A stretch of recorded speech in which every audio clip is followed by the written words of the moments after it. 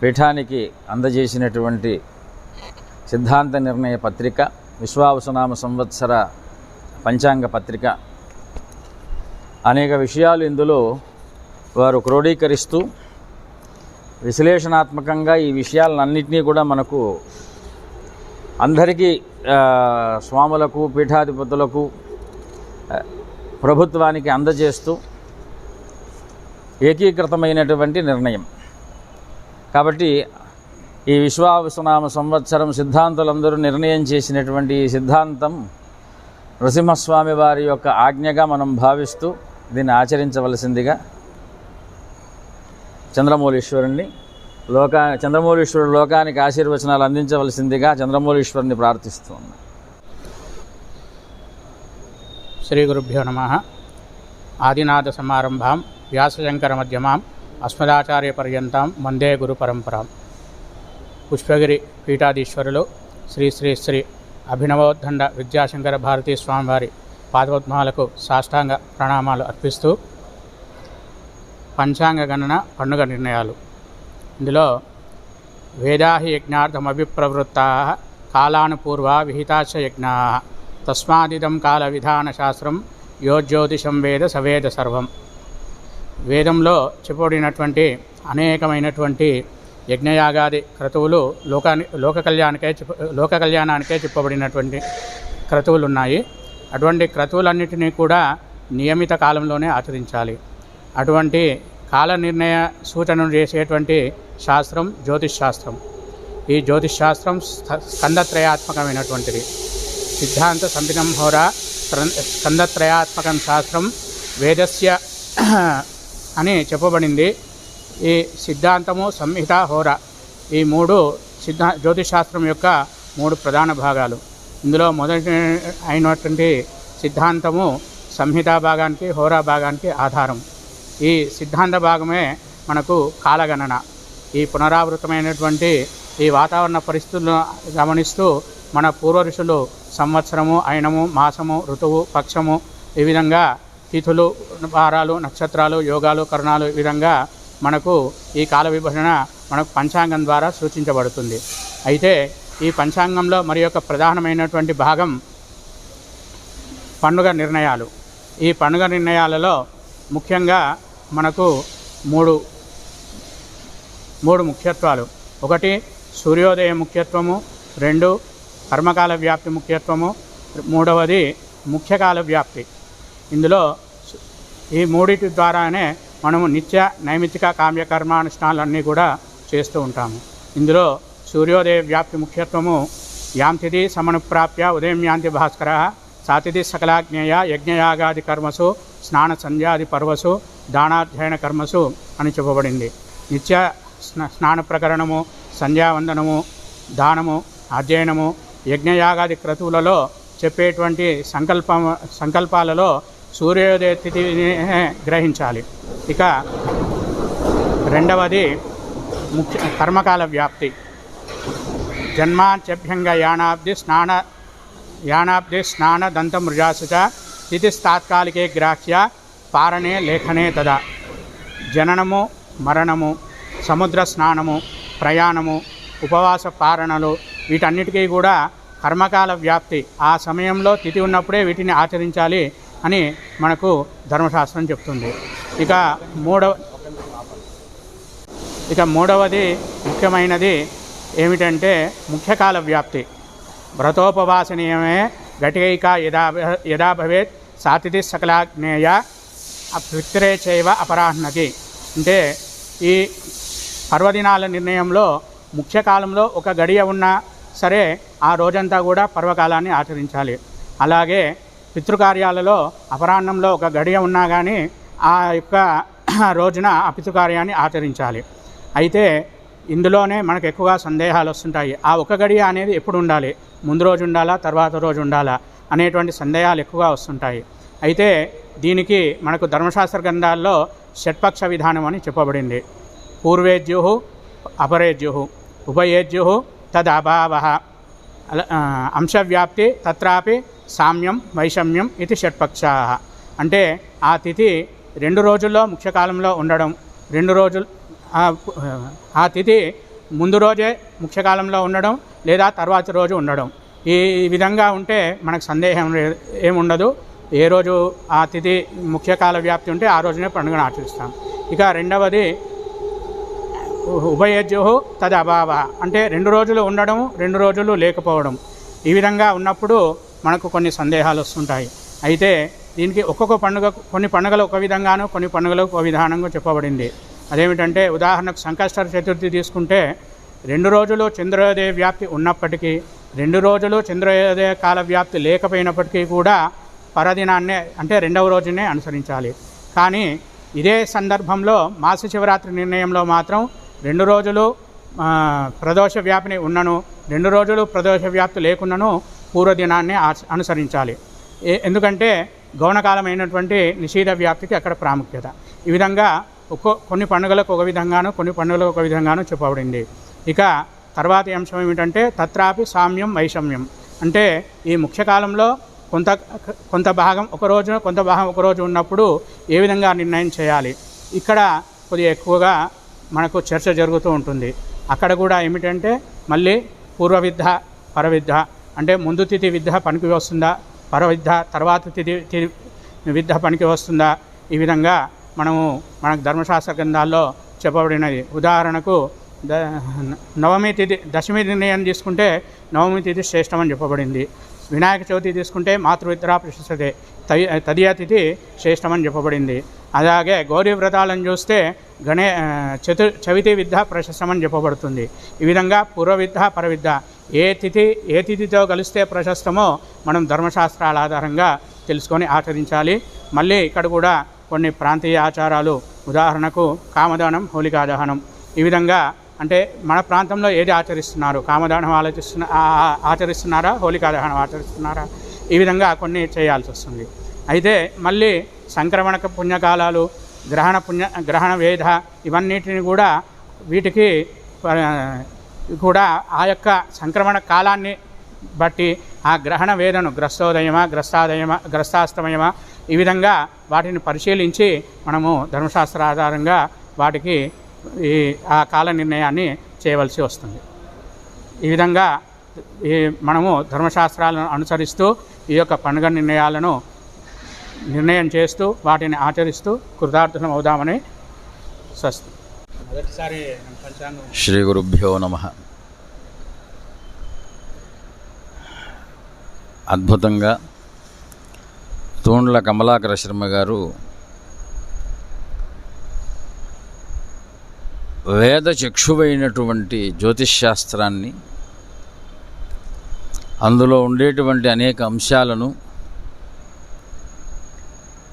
కొద్ది సమయంలో అర్థమయ్యేట్టుగా అనంతశాస్త్రం బహువేదితవ్యం, ఒక జన్మంతా కష్టపడ్డ ఒక శాస్త్రంలో నిష్ణాతులు కావటం అనేటువంటిది అసంభవం. కానీ అందులో ఉండేటువంటి సూక్ష్మాన్ని మనం గ్రహించుకుంటే శాస్త్రం పట్ల మనకు కలిగేటువంటి అభిరుచి శాస్త్రంలో పాండిత్యం అవుతుంది. విద్యాభ్యాసం గ్రంథాభ్యాసానికంటే కూడా నిష్ఠా బ్రహ్మచర్యాది నిరంతరము దాని యందు కలిగినటువంటి శ్రద్ధాభ్యాసం ఏదైతే ఉన్నదో, అంటే వస్తు వైరాగ్య సహిత శాస్త్ర అభిమానం, అది వారిలో మనకు కనిపిస్తూ ఉన్నది. ఎంతో సాధన చేస్తే తప్ప ఒక శాస్త్రం లేదంటే ఒక వేద శాఖను అధ్యయనం చేయటం అనేటువంటిది కలియుగంలో దుర్లభం.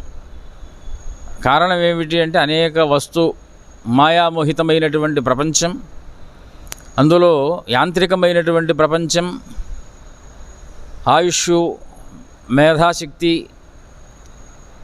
అన్నీ కూడాను తక్కువ ఉన్నటువంటి కాలం. ఇందులో స్వచ్ఛమైనటువంటి జ్ఞానాన్ని గ్రహించాలి అంటే గురువులను ఆశ్రయించాలి. వారి దగ్గర బ్రహ్మచర్య దీక్షతో తపస్సును అనుసరించాలి, విద్యను గ్రహించాలి, ఆ విద్యతో తపస్సు చేయాలి. కేవలం విద్య గ్రహణ మాత్రం చేత నిష్ణాతులు కాలేరు. అందులో ఉన్నటువంటి సూక్ష్మాన్ని గురువులు చెప్పిన తర్వాత వాటిలో అఖండమైనటువంటి పరిశ్రమ చాలా అవసరం. అందుకే మనకు ఒక మాట అంటుంటారు, విద్యార్థి సుఖం త్యజేత్. సుఖాన్ని వదిలేస్తే కానీ విజ్ఞానం ఏర్పడదు. వేదవాక్యం మనకు కనిపిస్తుంది, విజ్ఞానం యజ్ఞం తనుతే. కాబట్టి యజ్ఞం అంటే ఈ తనువే. ఆ విజ్ఞానాన్ని సముపార్జించుకున్నటువంటి తపస్సు చేత, బ్రహ్మచర్య నిష్ఠ చేత, గురువుల యొక్క శుశ్రూష చేత విద్యను అభ్యసించినటువంటి పండితులు లోకానికి ఇచ్చేటువంటి ఒక సందేశం ఎలా ఉంటుంది అంటే, ఏ క్షణాన్ని ఎలా మనం ఆచరిస్తే పరిపూర్ణమైనటువంటి ఉత్కృష్ట ఫలాలను మనం పొందుతాము, అది కేవలం పండితుల యొక్క వాక్ అధీనమై ఉంటుంది.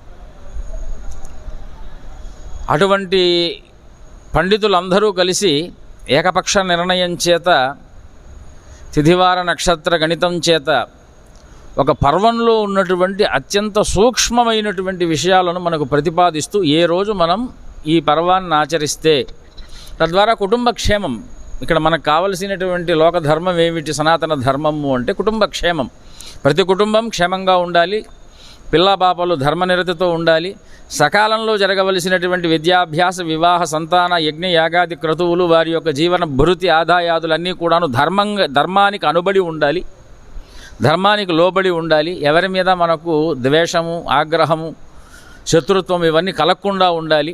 దీన్నే వేదంలో ఒక మాట శాస్త్రం చెప్తూ ఉంటుంది, లోకా సమస్తా సుఖినో భవంతు.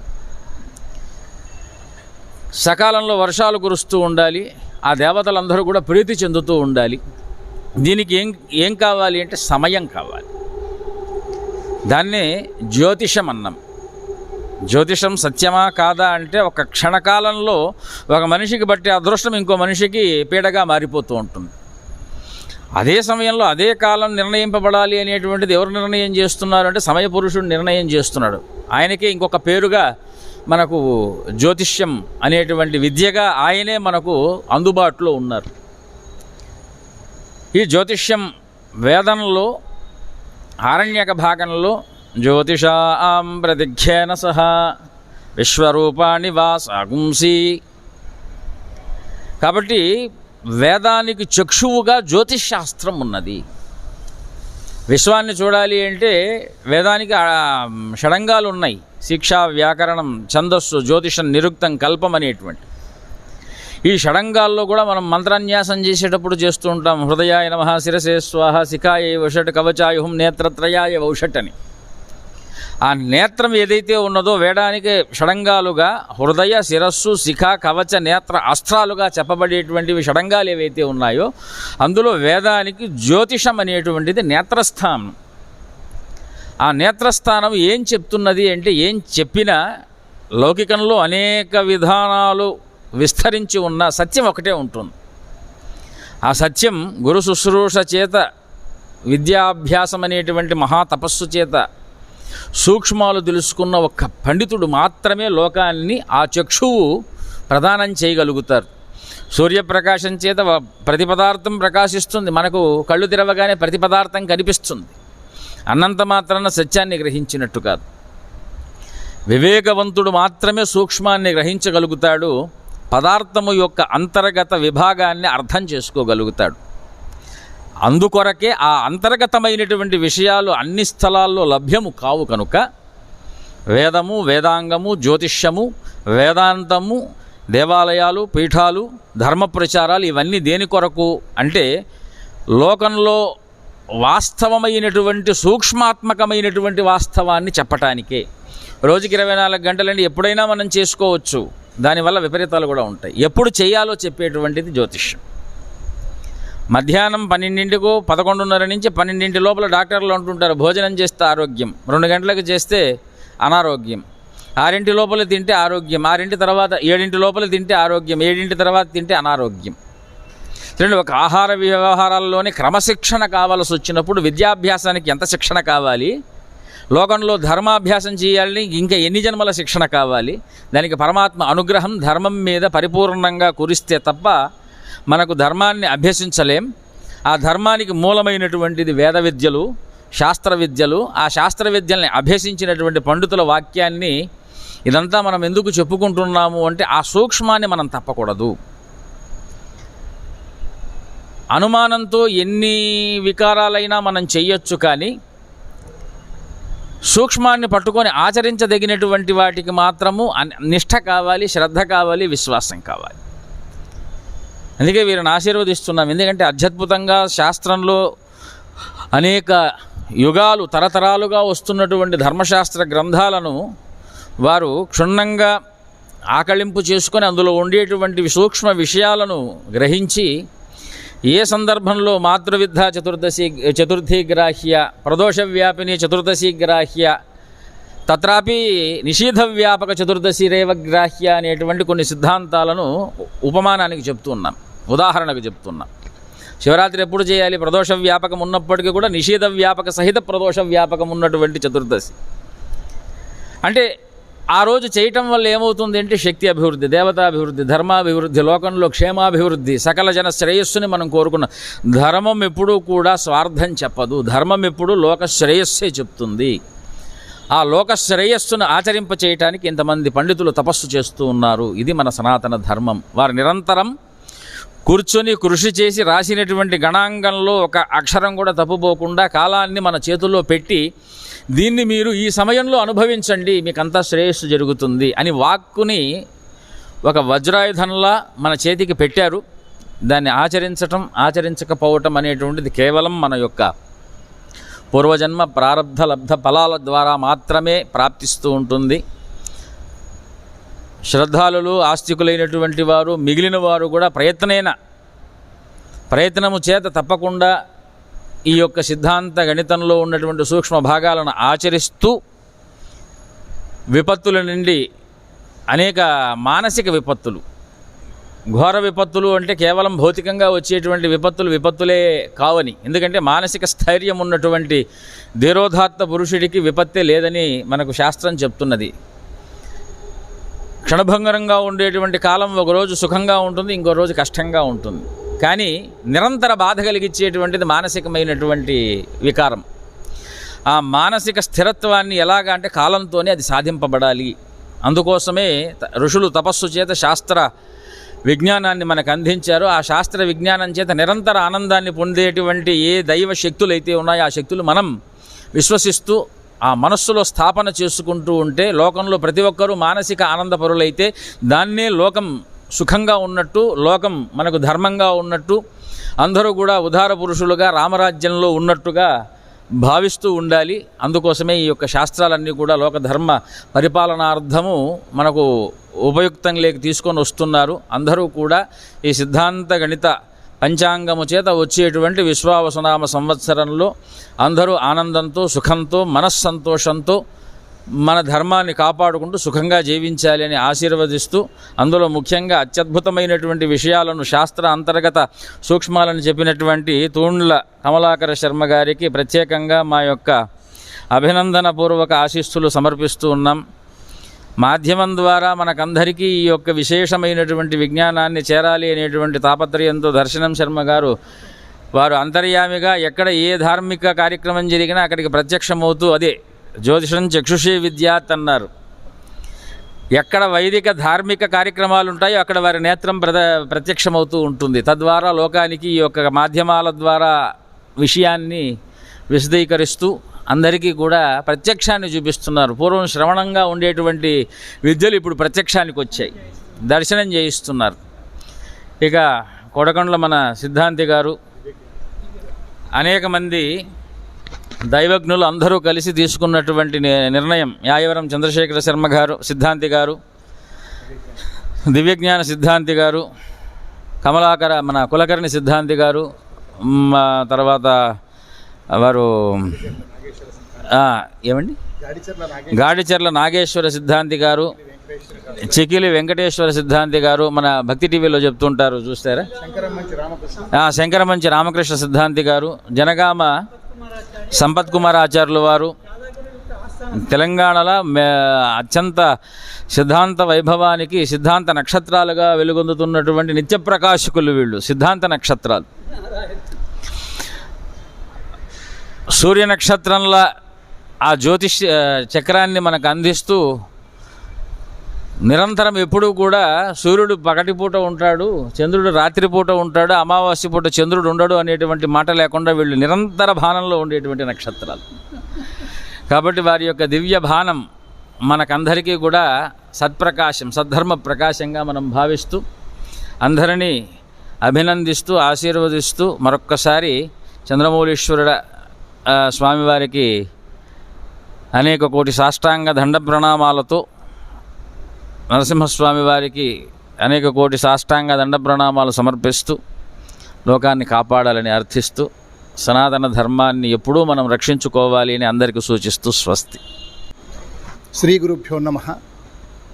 తెలంగాణ విద్వత్ సభ 8 సంవత్సరాలుగా తెలంగాణ రాష్ట్రంలోని 33 జిల్లాలకు చెందినటువంటి సిద్ధాంతులు, పంచాంగకర్తలు, జ్యోతిష్య పండితులు అందరినీ ఒక వేదిక మీదకి తీసుకువచ్చి ప్రధానంగా ప్రతి సంవత్సరం వచ్చేటువంటి పండుగల్లో తారతమ్యం లేకుండా సమన్వయంతో ప్రజలందరూ జరుపుకోవాలన్న సదుద్దేశంతో ఈ తెలంగాణ విద్వత్ సభ 8 సంవత్సరాలుగా ప్రతి సంవత్సరము వార్షిక విద్వత్ సమ్మేళనాలు నిర్వహిస్తూ ఉంది.